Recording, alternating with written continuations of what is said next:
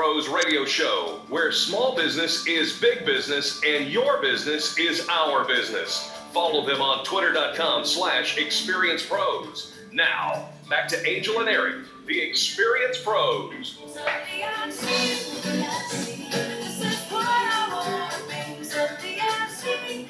Welcome back to the Experience Pros Radio Show. We do appreciate you for tuning in today.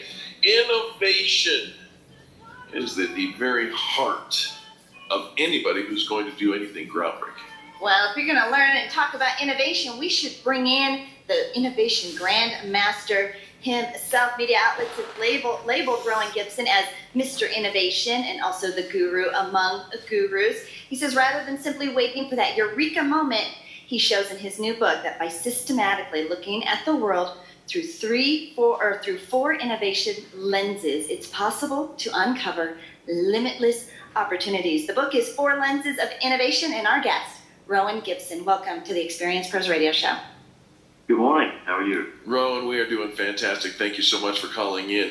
Four lenses, or as you call them, innovative or innovation perspectives. Let's cover those first. What are these different lenses of innovation? So the four lenses really comes out of some research into hundreds of cases of successful innovation. Basically looking at how the innovators actually came to their breakthrough discoveries. And what came out of that research was that innovators tend to use these four perspectives. So they are, number one, challenging orthodoxy. So challenging conventional wisdom, challenging assumptions in the industry or just inside your own company about the way things are done. You know, if everyone is digging, why don't we zag? So that's the first lens. I love this one. Sorry. All right, go ahead. You love that one? I said I absolutely love the whole challenging orthodoxy. I think that's the blood that flows through my veins. Go ahead. What's the next one? Good for you, Eric. Okay, so the second is called harnessing trends. So this is really about looking at the kind of discontinuous changes that are going on all around us today. And there are so many in so many fields, and it's happening so fast. But, you know, if you miss the future, then you're going to be in trouble. You know, so it's really about understanding what those changes are. What are the changes, for example, that you as a company should be harnessing, should be kind of like a wave that you're riding, rather than being kind of washed away by this tsunami. So that's the second lens. The third lens is called leveraging resources in new ways. So this is really about looking at your company as a set of core competencies or strategic assets that you could stretch or expand or leverage into new growth opportunities. And the fourth lens is called understanding unmet needs. So this is really about getting into the customer's skin, kind of looking back at your business or your industry or your offering from the customer's perspective. You know, you're getting into the customer's shoes and then saying, what are the unmet needs? What are the frustrations? Where are the pain points? And how do we address those pain points by designing solutions from the customer backwards?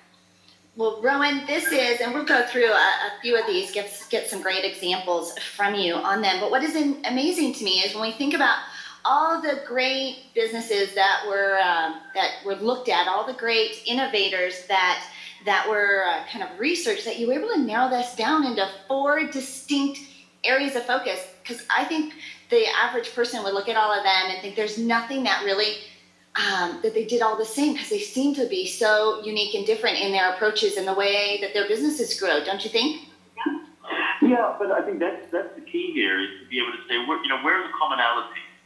And if you go back, I mean, you can look at almost every case of successful innovation, going right back to the invention of the wheel, or cuneiform writing by the Sumerians.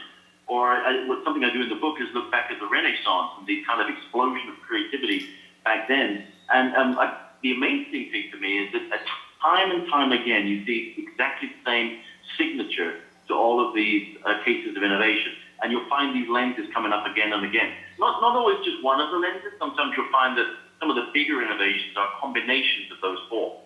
Well, and, we always think of, innovation as that, like you said, that eureka moment. We're blow drying our hair, we're running the vacuum, and it just kind of comes to us. But there really is a systematic approach that we can bring into our own companies.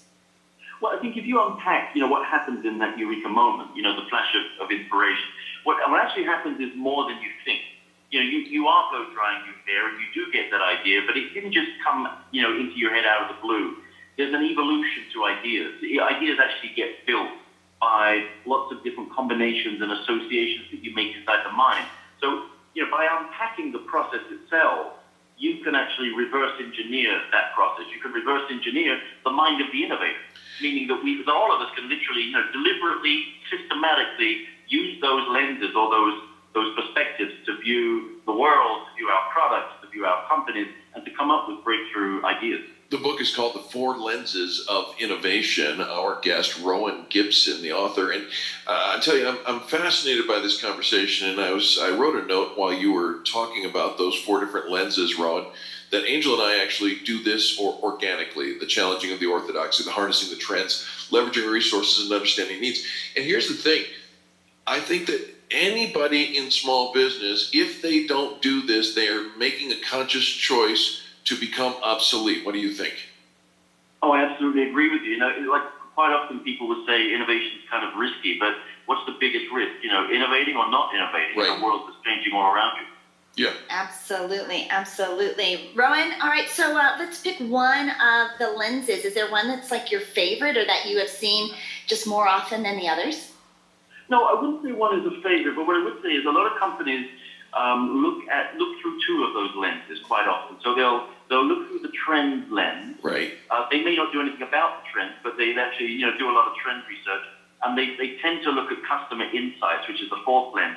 But most companies tend to ignore the other two, so they don't really deliberately set out to challenge their own assumptions regularly, and they don't kind of deliberately set out to systematically leverage their skills and their assets, or other people's skills and assets that you could combine with your own. They don't tend to use those two lenses. So I would say, if anything, that we need to kind of push up the effort around challenging company assumptions and industry assumptions, and also, just being contrarian in our thinking, and also looking at the skills and assets. I heard you talking about Disney earlier.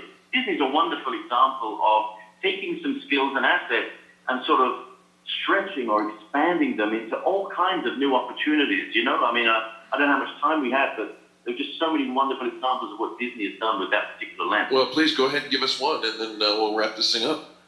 Well, think about it. Here's a company that starts out as a little animation studio, and they push into, comic books, and then live action documentaries and movies, and then they move on into theme parks, which is amazing.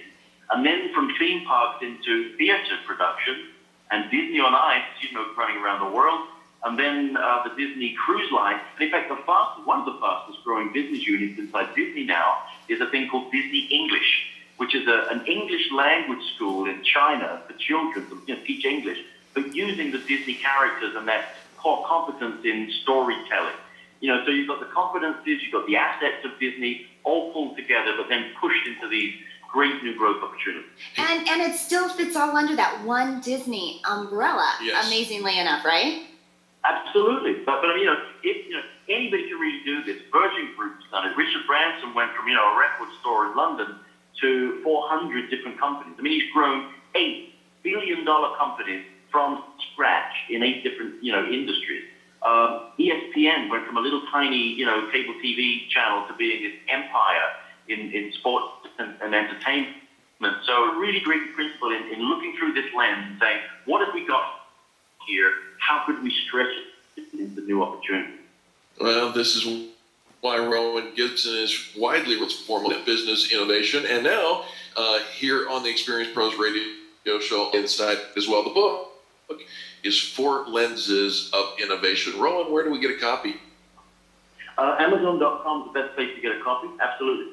Love that. The guru among gurus. Thank you so much for pouring into our listeners today, Rowan. It's been a pleasure. Thanks, Angel. Thanks, Eric. You bet you're welcome on these airwaves anytime. Folks, don't go anywhere. When we come back, more positive business talk. Get your business right. To learn more, visit experiencepros.com.